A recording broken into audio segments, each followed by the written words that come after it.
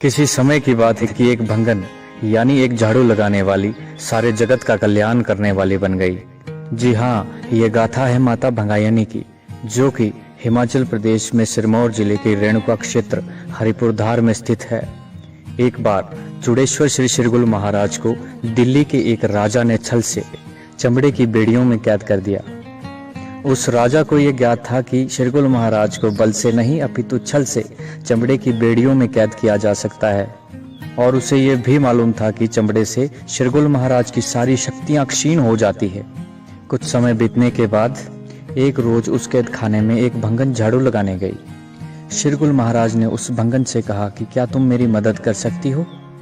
भंगन ने शिरगुल महाराज की यह दशा देखकर उत्तर दिया, आप कौन हैं महाराज? शिरगुल बोले, मैं भी एक राजा हूँ, लेकिन तुम्हारे राजा ने मुझे छल से चमड़े की बेड़ियों में कैद किया है। चमड़े की बेड़ियां होने से मेरी सारी शक्तियां क्षीण हो गई है, इसलिए तुम जाकर मेरे एक मित्र को बुलाओ जो कि बागर देश के राजा गोगा जहांगीर है। अब सिर्फ वो ही मुझे इन बेड़ियों से मुक्त करवा सकते हैं।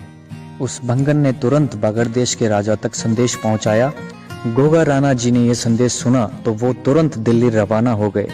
दिल्ली पहुंचने पर उन्होंने पाया कि शिरगुल महाराज तो चमड़े की बेड़ियों में कैद है। उसी समय गोगा जी ने सारी बेड़ियां अपने मुंह से काट दी और शिरगुल महाराज को मुक्त करवा दिया। मुक्त होने के बाद शिरगुल महाराज जी ने गोगा राणा जी का धन्यवाद किया और उस भंगन को अपने साथ चलने का आश्वासन दिया। भंगन बोली, मैं आपके साथ जाकर क्या करूंगी? शिरगुल महाराज ने उत्तर दिया कि तुमने मेरी मदद की है, इसलिए मैं तुम्हें अपनी बहन मानता हूँ और समय आने पर तुम्हें सारा उद्देश्य पता चल जाएगा।